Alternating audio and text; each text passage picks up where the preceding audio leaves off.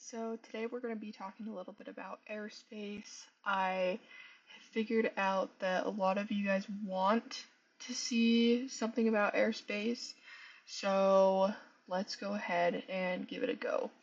So a lot of people, specifically myself, back when I was in private pilot, I found airspace to be very, very difficult. And the primary reason was because of these charts. So the sectional chart was put out by the FAA to depict airspace, airways, various aspects of the terrain features, special use airspace, as well as key details about our specific airports. So with that in mind, we're going to start by talking a little bit about our basic airspaces. So Alpha, Bravo, Charlie, Delta, Echo, and Golf. So first and foremost, let's start with something that's actually depicted. And we're looking at it right now. It's blue, it's big, it's busy, it's the Bravo. So I really had to create some sort of mnemonics on how to memorize these a little bit better because it is hard. So with that being said, we have the big blue Bravo. So this area covered in blue where my mouse is at, that is your Bravo. So this area right here basically belongs to Salt Lake International Airport. So I associate Bravo with big, blue, and busy. Typically, Bravos cover some of the busiest, like traffic-wise, for airports in the entire United States. So definitely keep that in mind when looking at these airports. So Salt Lake International Airport, the reason why I talk about this airport specifically is because a lot of people say that the Bravos go up to 10,000 feet. Now, not every single Bravo goes up to 10,000 feet. That's kind of more just a hasty generalization there. Salt Lake actually goes up to 12,000 feet. So let's kind of talk about how we can tell here. So where my mouse is, it's kind of hard to see. So I'll zoom in a little bit more here. So this is kind of the outer shelf here, northwest of the international airport. So the shelf goes up to 12,000 feet or 2,000 feet. And that shelf starts at 7,800 feet and goes up to 2,000 feet. So Salt Lake is a little bit different, and the reason for that is because if we take a look at the terrain out here, let me find a number, right? So like we have a number right here, like 9,000 over here by these mountains. We've got, now I can't find altitude numbers on the terrain. Yeah, 4,672 feet, 4,553 feet. Um, Basically, this, 4,231 feet is the elevation of the international airport. Um, Now with that, that is exactly why this Bravo is a little bit different.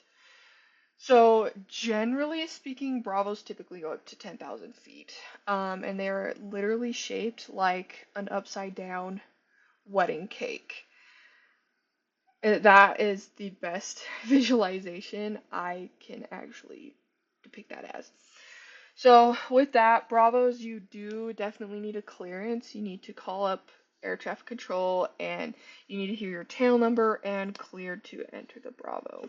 So I've spent countless hours flying up here around Salt Lake. Salt Lake's my home. I love it there.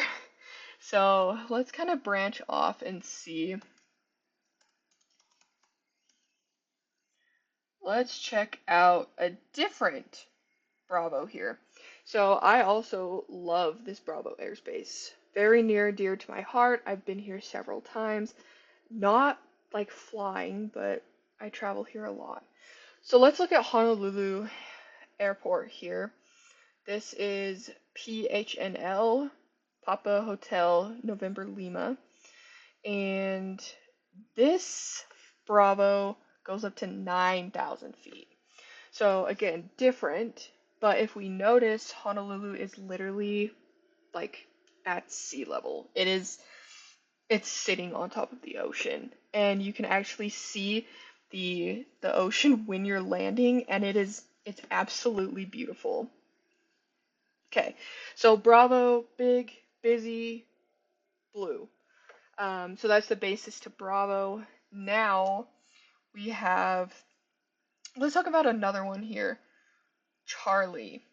So Charlies are typically a little bit less busy here, but they are depicted by the solid magenta. We usually call this magenta, but it's like a solid red, magenta-ish kind of color. So that is going to be for like smaller airports with not as much of a congestion problem. Um, we don't have any Charlies here in Utah. Seems like we're one of the only states that don't have a Charlie. But anyway, so a little bit lighter aircraft, you still do need ATC communication to enter, so you're still going to need that clearance. So let's break off and talk about Delta a little bit here. And the goal with this video is for me to show you these charts and kind of what things look like. So I'm not going to get into the specifics of, these are your equipment requirements. These are this. I really just want to solidify how to read the charts in this first section. And then the second section will be talking about requirements. So I'm going to come back to Utah. This airspace right here with the blue dashes. That airspace is a delta. So delta, again, we're kind of like decreasing in traffic almost. So with that being said, these delta airspaces are not always operational. So the control towers are not always operational. So again, check your chart supplement for those hours on the tower. So dash blue is going to be your delta, a little bit less congested. However, there's still airliners that fly into Provo, and it is a busy airspace over there. So let's talk about kind of our last three here. So let's go with Echo next. So let's check out Battle Mountain here. So Battle Mountain, if we notice, this is kind of confusing. So let's kind of decipher what's going on here. So we've got this little thing in the middle here. That is actually a VORTAC, or a VOR plus TACAN. So that helps pilots navigate from point to point. It also connects these blue things, which are Victor Airways, which I will show you here in a little bit on our IFR sectional. So this rose just depicts basically kind of like the orientation of the VOR, helping with magnetic north, all of that. It all ties together. So now these dashes. So the dashed magenta is going to be Echo starting at the surface. So Echo is going to go from the surface of this airport at 4,536 feet all the way up to 18,000, or flight level 180. So, and a lot of people have asked me, like, why is it shaped like this? Why can't they just do a circle around it? And that's actually because of approaches. So I train out of Cedar Regional here, and if we actually take a look at this airport, we notice that um, the echo is offset here. So we kind of notice that it's this perfect circle down here to the south of the airfield, but when we come up north, it kind of creates this divot up here. Now, a lot of people ask why, and here is why. So when you get into instrument flying here, you're going to be flying what we call approaches. So it looks really confusing for now, but in the long run, it actually makes sense. I was actually asked this question on my private pilot check ride as to why the echo looks like this. So when we look at this white chart over here, we notice a couple of things. Let me zoom out on Cedar here. Okay. So we notice a couple of things here. We have the divot here, but we also have this kind of, I don't know, like a pentagonish shape type ordeal. Anyway, super, super weird. But the reason is because of these instrument approaches. So this is the ILS, or also known as the Instrument Landing System, localizer, runway 20. So you're landing this way. You're landing from the north to the south. So as we can see, this arc thing here, we call this a DME arc. This arc thing helps you arc all the way around here, and the ILS comes in like this. Now, so long story short, it's just because of the approaches. It is literally just because of these approaches here. Now, even if we look at the VOR here, see, this makes sense. You're coming in from up here. You want to be in controlled airspace. So the major difference between controlled and uncontrolled is whether or not you have access to ATC. So here in Cedar City, where I'm at right now, I am pretty much on the surface of this airport right now. Where I'm sitting at, I am in controlled airspace. So that means that I literally have access to ATC all of the time. Now, if I'm sitting out here, like by this caution high volume flight training sign, then that becomes a problem because I'm in Gulf. Now Gulf airspace, I wouldn't necessarily have access to ATC communications and services and radar, things like that. So instrument traffic needs this area and this echo airspace to help us actually maintain communication and access to ATC services. So that's just why it's kind of shaped like this. And you'll notice at some other airports like Bryce Canyon here, it's also shaped like that just because we have approaches coming in and out. So we can see that this literally lines up directly with this little cutout. So anyways, that is why that's like that. Side tangent, you probably won't be asked, but I was asked that on my private pilot check ride. So now, okay, so we talked about how this is echo starting at the surface. So magenta dash dash dash, echo at the surface. Now, this little shape out here indicates that echo starts at 700 feet AGL. So it starts at 700 feet AGL, and out here, echo starts at 1200 feet AGL, 1200 feet AGL. So when we're actually like trying to figure out, and I always had the hardest time with this, so let's just recap that a little bit. Dash is surface. Shaded starts at 700 feet, AGL. Nothing starts at 1,200 feet, 1,200 feet, AGL. Now, you may be asking,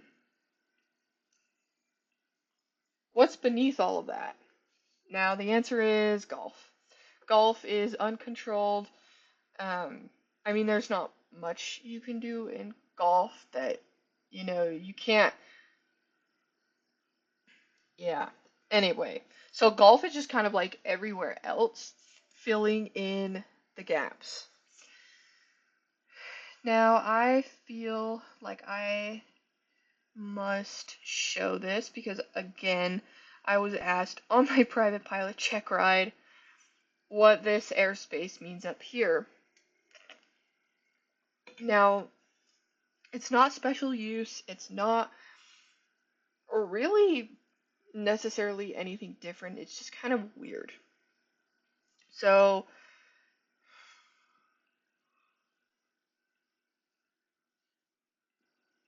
this, I don't even know what color this would really be compared to.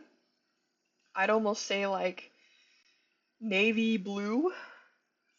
So this navy blue area inside of here indicates that golf ends at 14,500 feet and echo starts again. So this is golf from the surface to 14,500.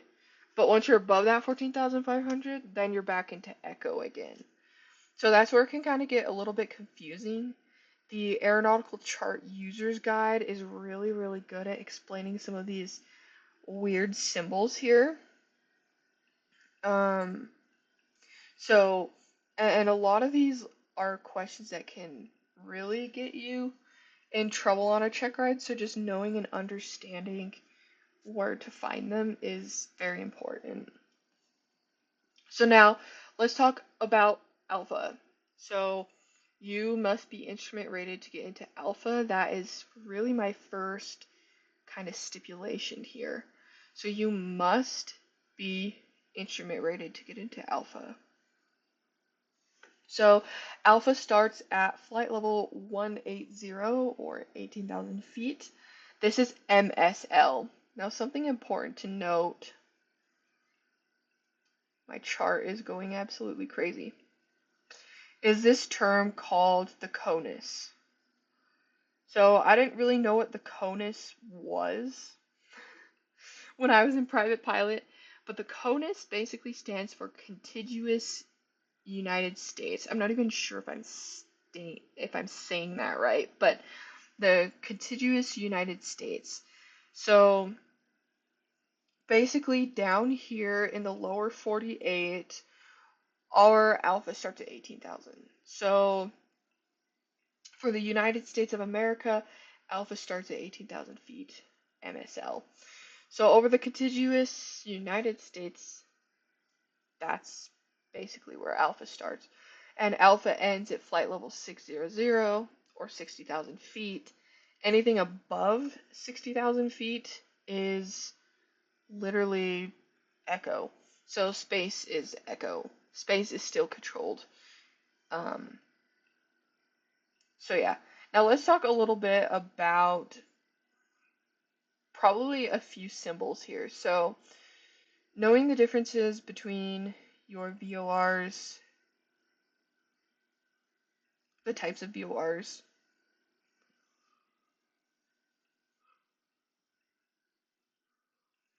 So let's look at Fort Bridger here. We have a VOR right here, just offset southwest of the airport. So this is a VOR. We've got the little stop sign that indicates it's a VOR, but this box indicates that it is a DME. So it's a VOR DME. So all that means is that this VOR is paired with distance measuring equipment, and that allows pilots to determine a distance. So, for example, if I'm down here and I'm tracking inbound to the VOR, It might say, okay, you are 10.6 nautical miles away from the VOR or from the station.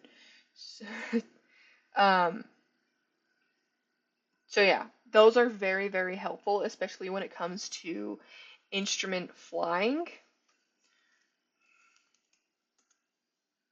So let's look at another one over here, back in Honolulu. This symbol trips up a lot of pilots, especially new pilots. This little circle here with the dots kind of looks like Morse code, but it's actually not. Um, that's actually an NDB, or a non-directional beacon. They were used, they're a little bit old, so they're being phased out and replaced with VORs, VOR DME, VORTAX, etc. GPS actually is taking over the industry quickly. But yeah, so it's a little bit older means of navigation. You use an ADF. That's all outlined in the PHAC and the Instrument Flying Handbook if you really want.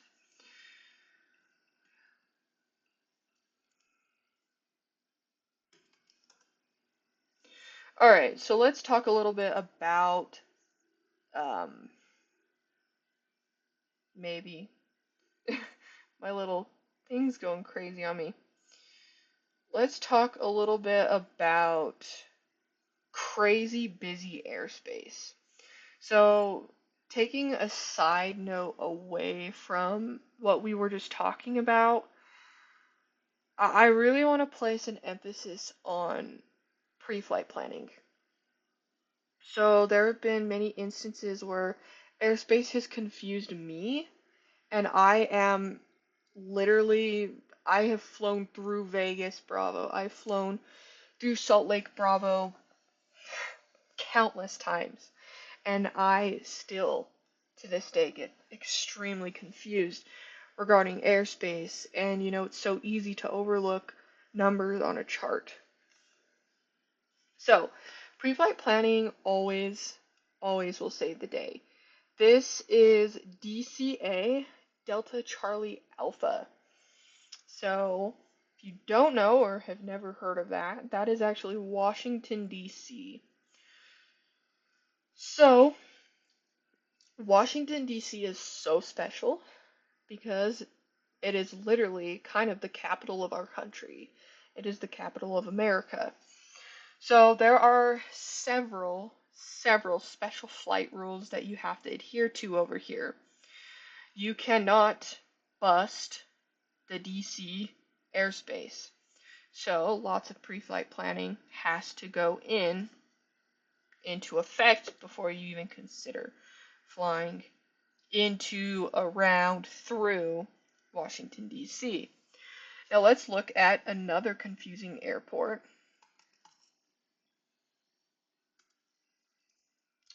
New York.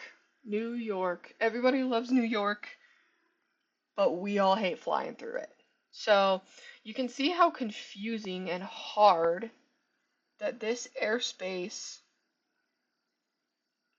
actually gets. Like, how do I know which Bravo I'm in? It all starts with good pre-flight planning.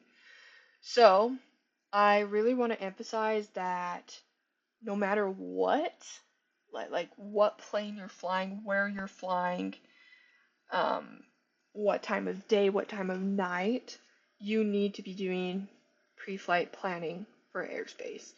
Um, I believe that should be added to NW Craft just for an added safety measure to 91103. It's just kind of like building that understanding as a pilot, being optimally safe. Now, I wanted to also talk about a TRSA, TRSA. So, a TRSA is a Terminal Radar Service Area. These are put in place to provide optional radar services to pilots. So, this is literally optional. But my advice to you is take the service. If a service is offered, you take the service. So they are depicted by these like gray solid lines here.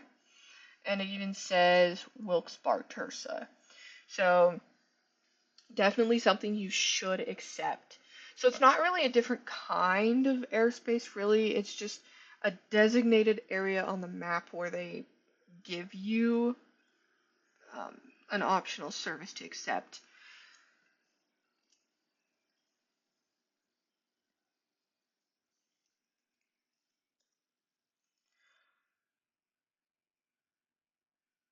Okay, so here's another example of why pre-flight planning goes a long way. This is Dallas Fort Worth.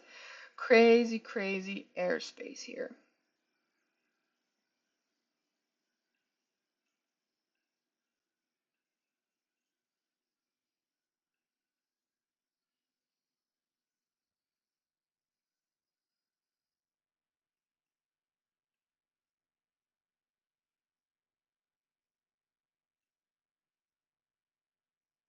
Alright, so it is quiz time. Please comment your answers down in the comments section. We have this Charlie here. This is Lubbock Preston Smith International. I don't even know if I said that right. But anyway, what type of airspace is this? And what type of navigational aid is this right here? Put your answer in the comments and I will let you know if you're correct. So, that is the basic introduction to airspace and sectional charts. The last thing I wanted to show you is the airways. So, this is a little bit different here, and for private pilots, you don't need to necessarily know this, but airways, in case if you're wondering what the function is of a VOR, aside from just, oh, I can use it to go point A to point B, point A to point B, it is actually for IFR as well. So instrument flight rules traffic will also be using these navigational aids to basically track these Victor Airways from place to place to place. So we can see we've got Palm Springs Regional, they've got a VORTAC, Thermal, VORTAC, and it's this Victor 64, so Victor 64, and it tracks all the way over here to Los Alamitos area. So the airspace was, oops, it's, there we go. So airspace was put into place to help us stay safe. We have ATC for a reason. We communicate with ATC for a reason, and that ultimate reason is always safety. And I can promise you that if you do adequate pre-flight planning, know your charts, know how to read them, you will be just fine. So stay tuned for part 2 where we talk about equipment requirements, pilot requirements, and other such details about these various types of airspace. And stay tuned for part 3, where we talk about special use airspace. Thank you for watching, and I hope you enjoyed. I will see you on the next video.